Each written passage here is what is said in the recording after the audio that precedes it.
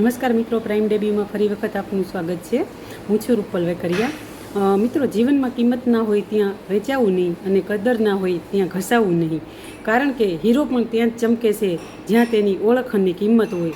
તમારું સન્માન જાળવો, કારણ કે દરેક જગ્યાએ પોતાને સાબિત કરવાની જરૂર નથી. 100% સ્વાભિમાન રાખો, અભિમાન નહીં. આ જ લાઈન ઉપર આપણે આજે વાત કરવા જઈ રહ્યા છીએ કે આપણે સાચો હીરો છીએ કે પછી પથ્થર. એક રાજાને એના નગરજન તરફથી એક વિશિષ્ટ ભેટ મળી. ભેટમાં એક પદાર્થ મળેલો હતો જે હીરો જેવો દેખાતો હતો, એકદમ ચમકે. એટલે કેટલાક લોકોનું માનવું હતું કે આ મૂલ્યવાન હીરો છે, તો કેટલાક લોકો એવું કહેતા હતા કે આ માત્ર ચમકતો પથ્થર છે. એ ખરેખર હીરો છે કે પથ્થર, એ નક્કી કરવા માટે હીરા પારખુઓને બોલાવ્યા.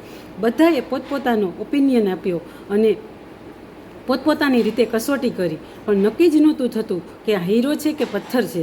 એ ખૂબ અનુભવી માણસ આવ્યો. એમણે પેલો પદાર્થ થાળીમાં લઈ એ થાળીને સૂર્યપ્રકાશમાં ખુલ્લા મેદાનમાં રાખી. અમુક સમય સુધી થાળી ત્યાં પડી રહી. પછી તે માણસ ત્યાં ગયો, પેલો પદાર્થ પોતાના હાથમાં લીધો, થોડીવાર હાથમાં રાખ્યો અને પોતાનો નિર્ણય આપતા કહ્યું, આ મૂલ્યવાન અને સાચો હીરો છે.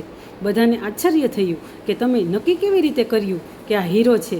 ત્યારે માણસે કહ્યું, આને સૂર્યપ્રકાશમાં ખુલ્લા તાપમાં રાખ્યો, એના પર તાપ પડતો હતો અને છતાં પણ એ ઠંડો રહ્યો. એ બતાવે છે કે તે હીરો છે.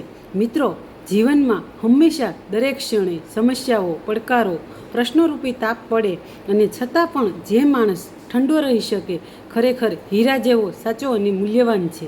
બાકી બધા પથ્થર જેવા છે. Thank you very much.